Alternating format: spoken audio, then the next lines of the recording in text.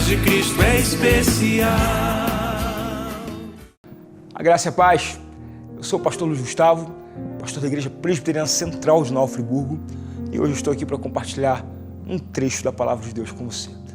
O texto que eu quero compartilhar com você se encontra em Lucas, capítulo 23, verso 33, e narra o momento da crucificação de Jesus.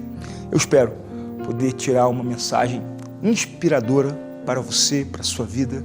Acompanhe comigo então a leitura da Palavra do Senhor.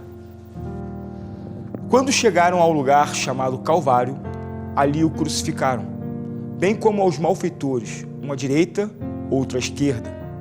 Um dos malfeitores crucificados blasfemava contra ele, dizendo: não és tu o Cristo?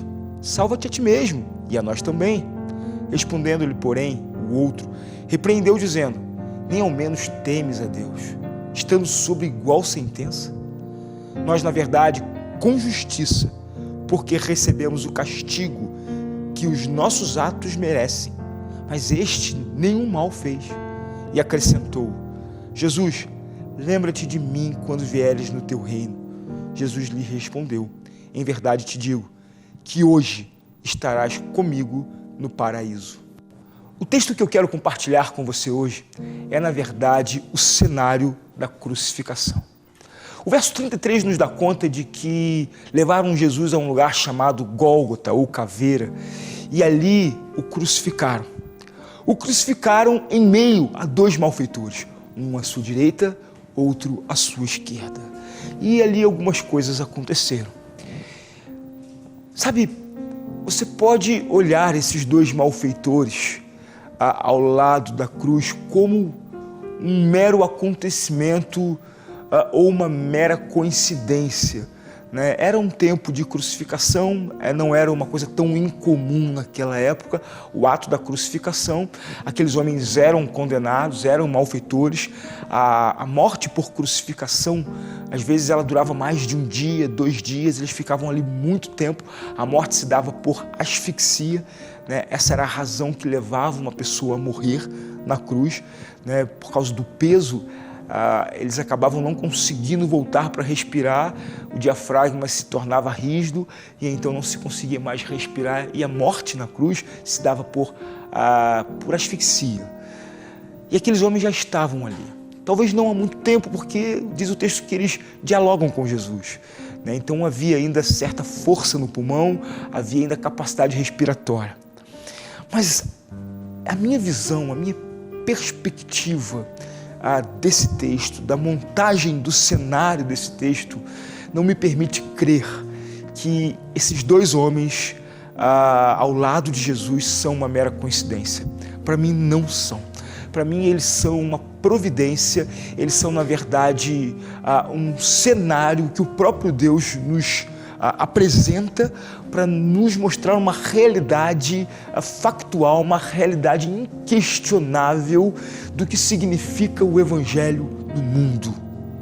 Então acompanhe comigo o meu raciocínio para que você entenda algumas coisas a partir desse texto. Jesus é colocado entre dois malfeitores. Esses dois homens, esses dois criminosos, embora o texto não nos diga qual seja a natureza de seu crime, eram dois homens condenados. E eles testificam que a condenação deles era uma condenação justa. Então não eram como Jesus, que estava ali injustamente sem uma razão. Eles eram maus, eram pecadores, eram malfeitores. Eles são colocados em um lugar, mesmo lugar que Jesus foi, o Gólgota, o Caveira. Então Jesus ele é colocado entre esses homens. Sabe, o Evangelho ele entra no mundo e ele entra com a função de dividir o mundo. Ele entra no meio de um mundo pecador. Esses dois homens, eles representam um mundo pecador, eles representam um mundo contaminado pelo pecado. Na verdade, eles representam um mundo condenado à morte. Paulo diz que todos pecaram e carecem da glória de Deus. O cenário daquele Gólgota era exatamente o cenário desse mundo. Todos condenados à morte, todos pecadores. E então Jesus, de maneira providencial, é fincado no meio desse mundo pecador. Ele é fincado como um divisor de águas desse mundo pecador. Então, a partir do verso 39, começa o diálogo entre esses dois malfeitores. E Jesus é posto e ele faz divisão entre esses dois mundos. E ele impacta esses dois mundos. O primeiro diálogo do verso 39 é um dos malfeitores zombando de Jesus, questionando Jesus. E ele diz para Jesus: não és tu o Filho de Deus? Então por que não desce dessa cruz? Se salva e nos salva também. Uma parte desse mundo condenado não aceita, questiona, debocha, zomba. É o que acontece no mundo. Mas sabe, uma outra parte do mundo condenado olha para Jesus e olha para o pecado. E olha para outra parte do mundo. E ele então se dirige ao outro mundo e diz assim: mas nem nessa situação você teme a Deus. Nós estamos aqui porque merecemos. A primeira coisa que acontece com essa outra parte do mundo: reconhece o pecado, reconhece a sua condição, reconhece a sua culpa, reconhece o mérito de sua condenação. Então ele diz: nós merecemos, mas ele não fez nada. A segunda coisa que essa outra parte do mundo faz é então reconhecer que Jesus não tem culpa, que não tem dolo, que não tem nada que o desabone, que ele é puro e ele é santo. E então, esse mundo quebrado, esse mundo então arrependido, que reconhece a sua condição pecadora, ele mais uma vez se pronuncia ao mundo que não reconhece Jesus. Ele diz: eu rompo com você, eu não quero mais ser assim, você está errado, você não teme a Deus. Então agora ele se dirige a Jesus e diz o seguinte: Senhor, quando entrares no teu reino, lembra-te de mim. Sabe, eu gosto desse texto. Eu gosto desse texto porque a maneira que o evangelho é narrado, a maneira que esse cenário é montado, e sabe, todos os evangelistas narram essa cena, narram Jesus entre dois malfeitores, ou seja, Jesus entre dois mundos, um não arrependido e um arrependido. Jesus contempla esse diálogo. Jesus não tem nada a dizer ao mundo não arrependido. Mas Jesus olha para o mundo arrependido e diz assim: em verdade te digo, hoje mesmo estarás comigo no paraíso. Às vezes nós ficamos reclamando que nós somos colocados em lugares ruins, apertados, lugares onde nós não deveríamos estar. Jesus estava, como o próprio malfeitor disse, em um lugar que ele não deveria estar, mas ele estava ali para fazer diferença. Ele estava ali para ser um divisor de águas entre dois mundos. Ele estava ali para criar uma barreira entre um mundo não arrependido, um mundo orgulhoso, um mundo que está condenado à morte, sabe que vai morrer, mas não faz caso disso. Ainda debocha diante da sua morte, ainda debocha diante do seu estado, ainda tripudia diante do seu estado. Mas a presença de Jesus ali, ela impacta e ela causa arrependimento na outra parte do mundo, que repreende.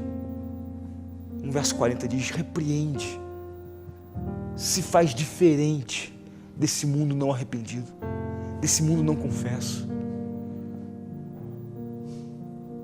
Reconhece a santidade de Jesus, reconhece o poder de Jesus e se dirige a Jesus como quem se dirige àquele que é o único que pode salvar. Sabe, eu amo a fala desse malfeitor que diz: Senhor, quando entrares no teu reino. Jesus havia pregado o reino e aquele homem havia crido no reino. Ele creu no reino. Ele não tinha mérito nenhum, ele era um condenado, mas ele fala: eu sei que o Senhor vai para o teu reino, eu sei que o Senhor é rei no teu reino, eu sei que o Senhor tem autoridade no teu reino. Então quando o Senhor entrar no teu reino, lembra-te de mim. não se esquece de mim. Então Jesus diz, em verdade, verdade eu te digo, que hoje mesmo você vai estar comigo no meu reino. Não há nada para ser dito para o outro, mas para você, eu te digo, a tua fé te salvou. Você vai descer dessa cruz morto, como eu vou descer dessa cruz morto. Mas nós não estaremos mortos para sempre. Você estará comigo no meu paraíso, no meu reino. Sabe, eu não sei como é que você está aí. Eu não sei de que lado do mundo você está. Eu não sei se você é uma pessoa que reconhece a santidade e o senhorio de Cristo, não só nesse reino do qual nós estamos, mas do reino vindouro. Eu não sei se você já rompeu com o outro lado do mundo. Mas quem sabe hoje é um tempo de você olhar para esse cenário, se ver representado por esses dois malfeitores. Um temente, arrependido, e outro, duro, orgulhoso, irônico, debochado. Ambos fatalmente condenados. Contudo, um tem uma dupla condenação. A condenação da cruz e a condenação eterna. O outro, apenas aquela condenação da morte. Mas ele estava convidado. Ele estava aceito para ser ciceroneado e entrar junto com Jesus no seu reino eterno. Isso é sensacional. Isso muda toda a história. E então esses dois malfeitores representam a mim e a você. E é preciso que hoje você faça uma escolha de qual lado você quer ficar. Jesus está no meio. Ele é o divisor de águas. Ele é o centro. Ele é o fiel da balança. De que lado você quer estar, querido? Com quem você quer estar? Não há neutralidade nessa história. Não há em cima do muro. Ou você aceita Jesus, ou você deseja entrar no reino dele, condenando o outro lado, condenando aquilo que não é a vontade de Deus e aceitando a pessoa, o senhorio e a obra dele na sua vida. Ou então você vai ficar do lado de lá. Não há nenhuma palavra para você, porque a tua condenação é completa. Querido, que esse cenário montado no Calvário, representando a história da humanidade, possa fazer sentido para você hoje. Que você possa ver Jesus no meio desse mundo, dividindo o mundo entre os que o temem e os que não temem. E que você possa fazer a escolha certa na sua vida. Que Deus abençoe você. Que Deus te dê sabedoria para lidar com essa escolha e fazer a escolha certa. Ainda que você tenha que morrer na sua cruz. Jesus disse, aquele que crê em mim, ainda que morra, viverá. Olha, que essa palavra fique no seu coração, na sua mente, que ela cause reflexão, que ela produza incômodo até você tomar uma decisão, e eu espero que você tome para o lado certo. Amém? Que Deus te abençoe, uma excelente semana, um tempo maravilhoso para a sua vida. Até a próxima. Graça e paz. De coração, irmão, quero te declarar a paz que vem de Jesus e vale muito, muito mais do que ouro ou outro metal,